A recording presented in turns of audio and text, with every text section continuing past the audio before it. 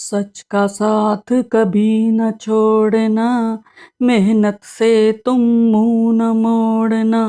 माता पिता की सेवा न छोड़ो, गुरुजनों का दिल न तोड़ना। गुरुजनों का दिल न तोड़ना।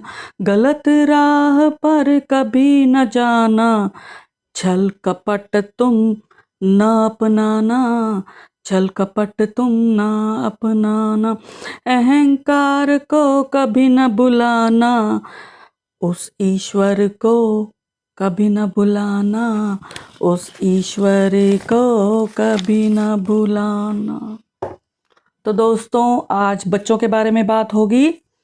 पुस्तक समीक्षा कार्यक्रम में लाई हूं फिर से एक नई पुस्तक आप लोगों के लिए, शहीद का बेटा। आप देख सकते हैं, बाल कहानी संग्रह है और इसके रचिता हैं हरीश कुमार अमित जी। तो दोस्तों, आप देखें, हरीश कुमार जी, यह पुस्तक इन्होंने लिखी है, हरीश जी ने। और अब मैं बात करूंगी पुस्तक के बारे में। पेपरबैक में 2023 में प्रकाशित हुई है और संयुक्त प्रकाशन पंडित जवाहरलाल नेहरू साहित्य अकादमी राजस्थान एवं इंडिया नेट बुक्स नोएडा द्वारा प्रकाशित हुई है यह पुस्तक। और अब मैं बात करती हूँ इसके मूल्य के बारे में। तो इसका मूल्य है मात्र 165 रुपये। जी दोस्तों, मात्र 165 रुपये में आप बच्चों के लिए एक सुंदर सा उपहार खरीद सकते हैं और इसमें पृष्ठ हैं 44। तो दोस्तों, अब मैं बात करूंगी, परिचय दूंगी हरीश जी के बारे में। दिल्ली में जन्मे, गुरुग्राम निवासी हैं। इन्होंने बीकॉम किया है और एमए हिंदी किया है। पत्रकारिता में स्नातकोत्तर डिप्लोमा किया है। 12 पुस्तकें लगभग आ चुकी हैं। कविता, कहानी, बाल कथा, गज़ल, बाल उपन्यास, बाल कविता, नाटक आदि।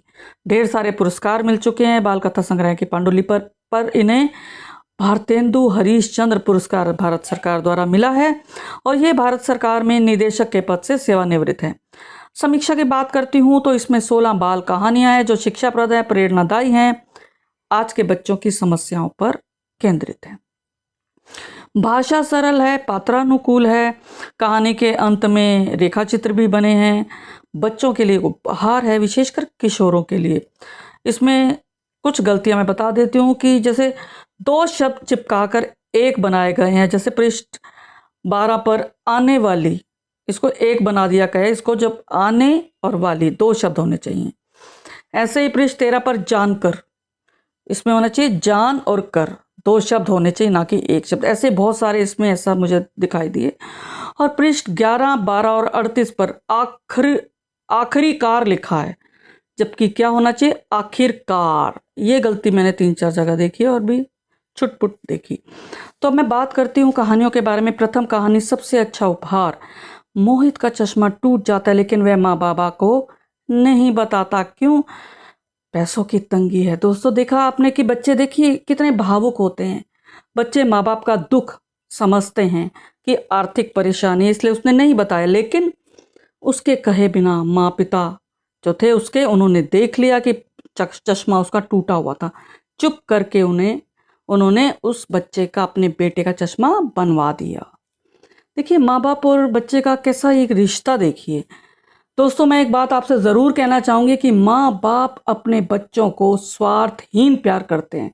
सबसे ज़्यादा प्यार माँ बाप अपने बच्चों को करते हैं। बच्चे भी करते हैं, लेकिन जो बच्चे नहीं करते उन्हें एक ना एक दिन एहसास होता है। अब अगली कहानी, शहीद का बेटा, जो शीर्षक कहानी भी है।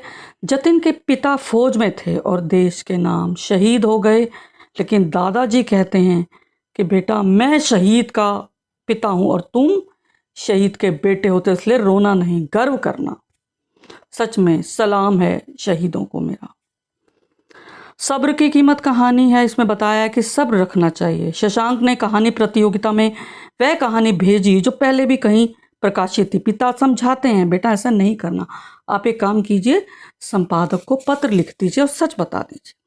अगली कहानी है पापा दी ग्रेट। पापा विपुल का बहुत ध्यान रखते हैं, बार बार टोकते हैं, याद दिलाते हैं और वह चिढ़ता है कि क्या है, पापा हमेशा ऐसा करते हैं। लेकिन एग्ज़ाम डेज में पापा बाहर जाते तब उसे एहसास होता है कि पापा कितने सही थे और पापा ने उसके लिए पहले ही इंतज़ाम करके रखा कि कहीं उसकी परीक्षा छूट ना जाए। आ गया सूरदास इसमें बताया कि कभी किसी सहपाठी का मजाक नहीं उड़ाना चाहिए। दोस्तों, बच्चे अक्सर ऐसा करते हैं, लेकिन बच्चे नहीं समझते कि उनका ये मजाक उनके सहपाठी पर कितना बुरा असर डालता है। बहुत अच्छी कहानी है ये। और ऐसे ही अगली कहानी MK सर है। इसमें भी ये बताया है कि जो बच्चे होते हैं अपने उसको देखते हैं टीचर को, दिनेश सर बड़े कंजूस होते हैं। क्यों कंजूसी करते हैं ये तो आप स्वयं पढ़ेंगे कहानी तब जानेंगे। मोनू की खुशी, माँ का स्वेटर घर में काम करने वाली मेड को देता है मोनू। माँ की अलमारी भरी थी स्वेटर से, गर्म कपड़ों से, लेकिन माँ के पास फुर्सत नहीं थी, तो मोनू स्वयं ये कार्य करता है। उससे बड़ी खुशी होती है, माँ को भी खुशी होती है। तो मित्रों, इससे शिक्षा मिलती है कि हमें ज़रूरतमंदों को समय समय पर उन्हें जो भी वस्तुएं चाहिए वो देनी चाहिए। डर से मुक्ति कहानी इसमें बताया कि विजुअलाइज करो, कल्पना करो कि सब कुछ अच्छा है। कल्पना करो और सच में सब कुछ अच्छा होगा। कल्पना करो कि आप पास हो गए हो परीक्षा में। कल्पना करो आप प्रतियोगिता में जीत गए हो। ये बात सौरभ को पापा ने समझाई थी। परीक्षा से डरना नहीं है। अगली कहानी है जीत और हार। इसमें बताया कि अपने आप को हारा हुआ कभी मत मानो। पुलकित और रवि पहाड़ की चोटी पर चढ़ाई करने की शर्त लगाते हैं। और सच्चा दोस्त कहानी में बताया कि सच्चा दोस्त तो दोस्तों वही है जो मुसीबत में काम आए। अंकित ने सौरभ के रुपए जेब से नहीं चुराए थे, तो सौरभ ने क्यों उस पर इल्ज़ाम लगाया, ये आप पढ़िए। बदल गया वैभव कहानी में बताया कि लापरवाह और टालू वैभव का एक्सीडेंट हुआ। दुर्घटना हुई क्योंकि उसने साइकिल की ब्रेक ठीक नहीं करवाई थी। तो दोस्तों, कभी भी टालू नहीं होना चाहिए, लापरवाह नहीं होना चाहिए। ट्रिपल अप्रैल फूल कहानी में मम्मी पापा ने अपने बेटे अर्नव को 3 बार अप्रैल फूल बनाया। बड़ी चुहलबाजी, बड़ी हल्की फुल्की प्यारी कहानी। खुद से शुरुआत में बताया कि नदियों में कूड़ा नहीं डालना चाहिए, ऐसा नितिन के पापा ने समझाया, क्योंकि प्रदूषण बहुत ज़्यादा फैल रहा है और हम लोगों को, बच्चों को समझाना होगा और हमें खुद भी समझना है ये बात।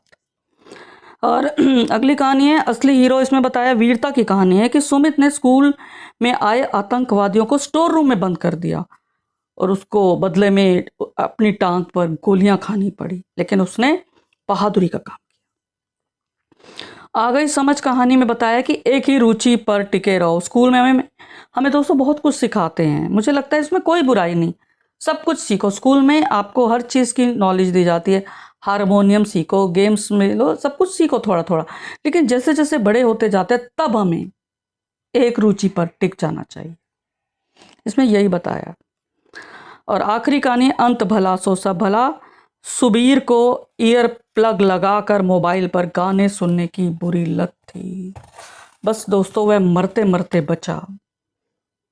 और मैं आपको अंतिम थोड़ा सा एक दिखा देती हूँ कि इस तरह कहानी के अंत में ऐसे चित्र बने हैं। और थोड़ा सा 2 पंक्तियाँ पढ़ के सुनाती हूँ कि चलो, अच्छा है जो इस घटना की वजह से तुम्हें समझ आ गई। अब जल्दी जल्दी चलो, शायद बस मिल जाए, नहीं तो तुम्हें स्कूल छोड़कर आना पड़ेगा, पापा ने कहा। फिर सुबीर को साथ लिए तेजी से बस स्टॉप की ओर चलने लगे। तो दोस्तों, मुझे लगता है कि हमें बच्चों को इस तरह की कहानियाँ पढ़ने की आदत डालनी चाहिए। अगर मान लीजिए आदत नहीं है तो दादी नानी या पेरेंट में से कोई एक उन्हें ऐसी कहानियाँ पढ़कर ज़रूर सुनाएं।